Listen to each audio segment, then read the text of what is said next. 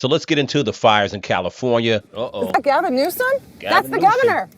That's the governor. She Governor, like I hitting live here, governor. brakes. That was my daughter's school, governor. Please tell me what you're going to do. I'm not going to hurt him, I promise. I'm literally talking to the president right now to specifically answer the question of what we can do for you and your daughter. Can I hear it? Can I hear your call? Because I don't believe it. Man, there's nothing Gavin Newsom's going to do for you guys right now. And I'm going to go back to another video. Obviously, Karen Bass, she's facing a lot of criticism, the mayor, for being in Ghana when all this happened. Get it. I want to be here when you call the president. I appreciate it. I'm doing that right now. And it's to immediately get reimbursements, individual assistance, and to help you. I'm devastated for you. I'm so sorry, especially for your daughter. I have 4 kids.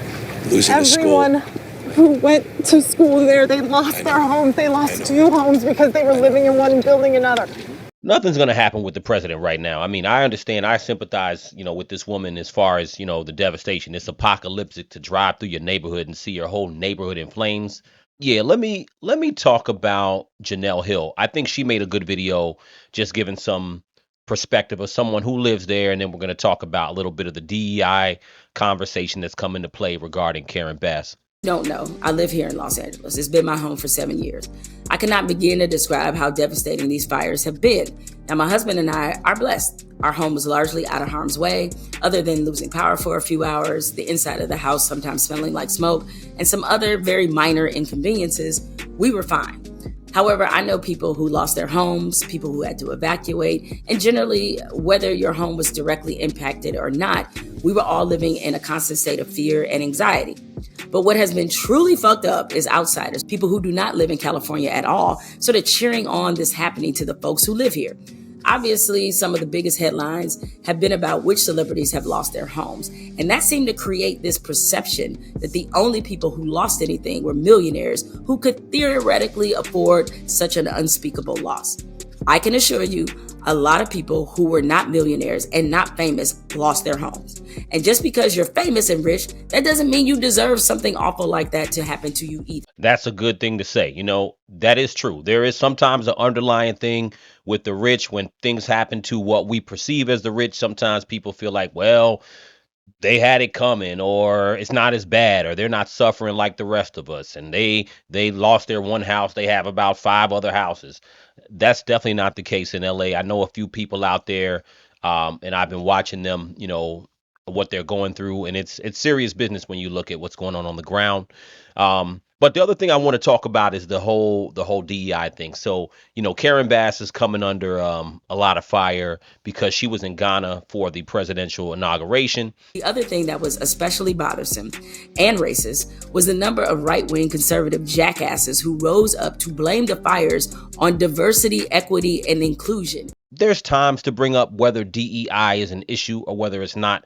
I think that this fire is not about DEI at all. You know what I'm saying? I think Elon Musk was kind of whack for even bringing that up. I think it makes no sense because no one put DEI over saving lives. The stuff that's going on in LA is far deeper than the damn mayor. Even if she did not cut the funding from some of the fire department, this fire would have still happened. Most of the city officials, firefighters alike, have talked about no matter how many more firefighters you had, it would not have been able to counter the blaze that's happened.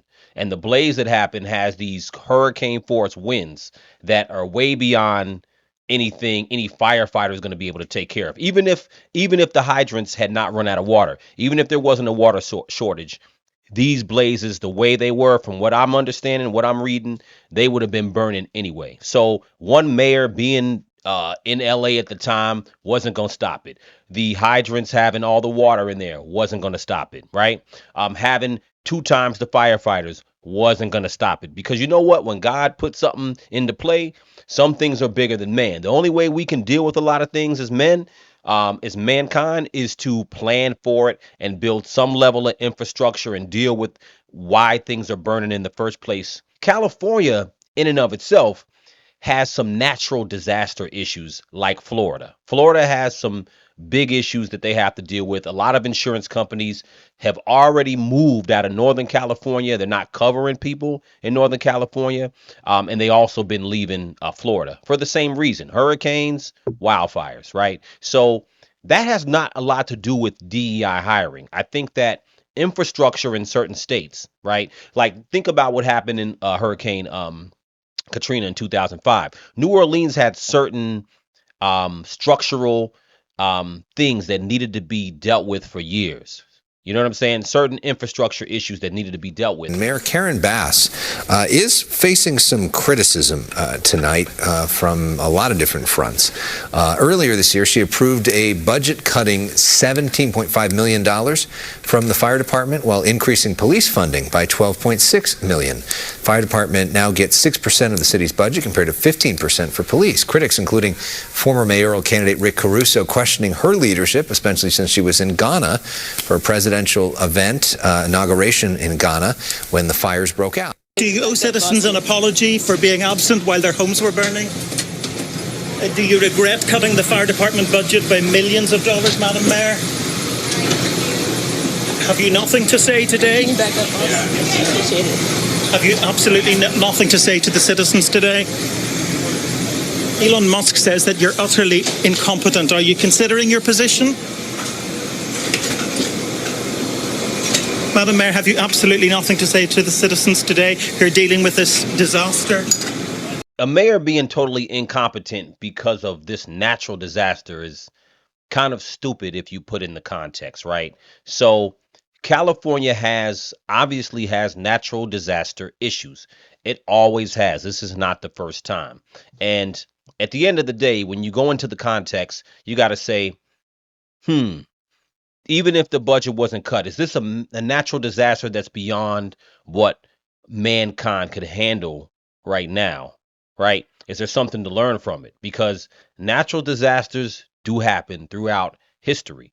You know what I'm saying? It's not any new phenomenon. They just happen every once in a lifetime. Mayor Bass did do a press conference tonight. We invited her to come on and do an interview. She hasn't accepted that. She did do a press conference to share her side of the story. And she talked about some of the water tanks from Pacific Palisades, which were not filled up in the moment when a lot of people needed them. Take a listen. This is going to be an effort of all of us coming together, and we have to resist any effort to pull us apart. In terms of my flight home, I was on a military flight, as I mentioned, which allowed me to be in constant communication.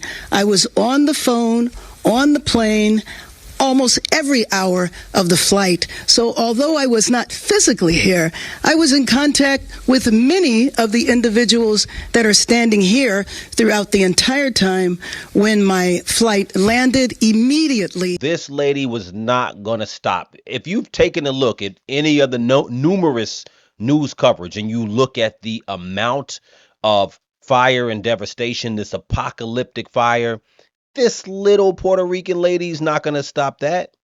And she should be responding to it as she did. But I think that the conversation has gone to a different stupid place. So I want to play Joe Rogan's video. I know a lot of people have saw that before, but I'm going to play this in case people haven't got a chance to see it.